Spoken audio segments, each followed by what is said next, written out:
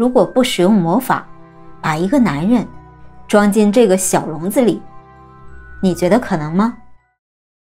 這絕對不可能，對吧？但是在1500年前的古書裡，竟然真的有人做到了。今天這個故事名字叫鵝籠書生。故事發生在古代的一條山路上，有個叫許燕的村里人，正挑着一擔鵝籠去趕集。走着走着，他遇到了一位書生，坐在石頭上。走近一看呢，原來他的腳受傷了。書生看見許燕，趕緊攔住他說：“朋友，我的腳疼得厲害，實在走不動了，能不能讓我進你的鵝籠裡歇一歇，也順道帶我一程？”許燕一聽笑了：“兄弟，我這籠子這麼小，怎麼裝得下你這麼大一個人呢？”他以為書生在開玩笑，但是接下來的一幕讓許燕下巴都快掉下來了。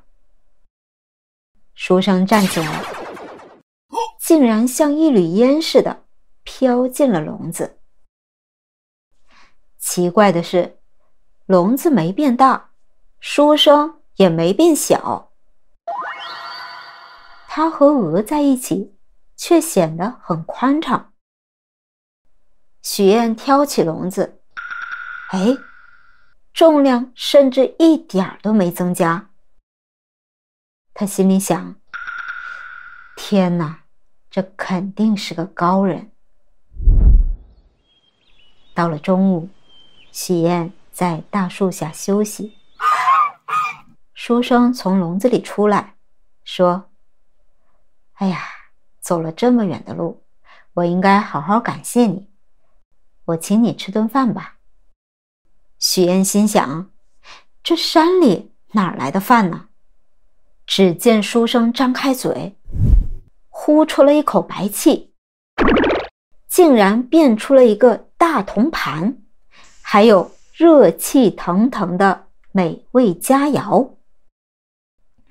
這菜肴香氣撲鼻，豐盛極了。兩人吃得正開心，書生又說：“哎呀，美酒是有了，可惜少了個美人吶。”說完，他又張開嘴，呼出了一個年輕漂亮的姑娘。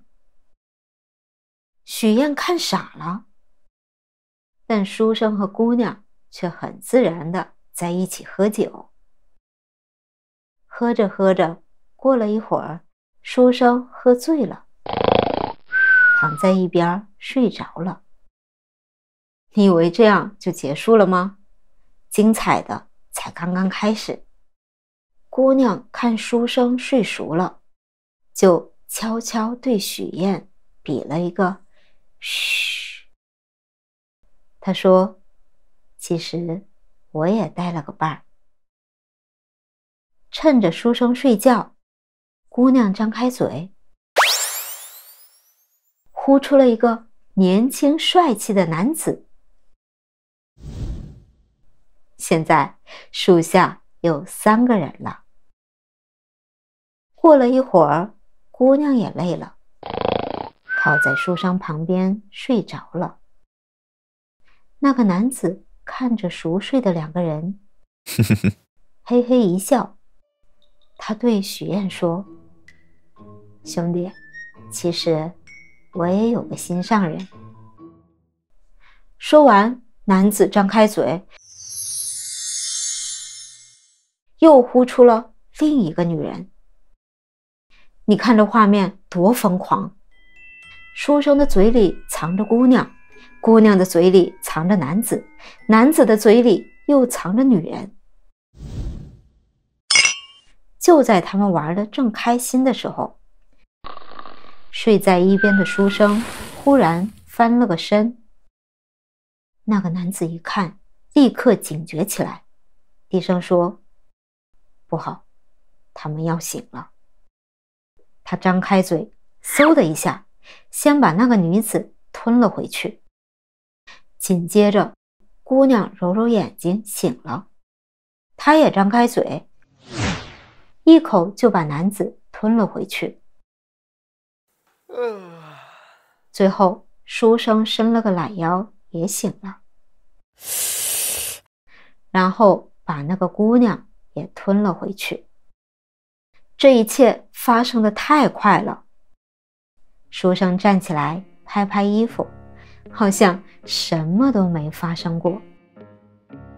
他對許燕說：“謝了，我該走了。”說完，他把碗碟一一收了回去。之後，他就消失了，只留下徹底懵掉的許燕和一個做工精美的銅盤子。哎呀，如果不是這個銅盤還在，許燕一定以為他剛剛做了一場瘋狂的大夢。他雖然搞不清剛才那些人是真是假，但他非常確定一件事：剛才那頓飯是真的吃飽了。許燕仔細看了看手裡的銅盤，他發現盤子底下有幾個字，寫的是永平3年。永平3年，那是500年前呢。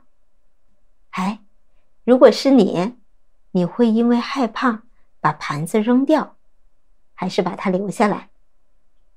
好了，咱們下個故事見，拜拜。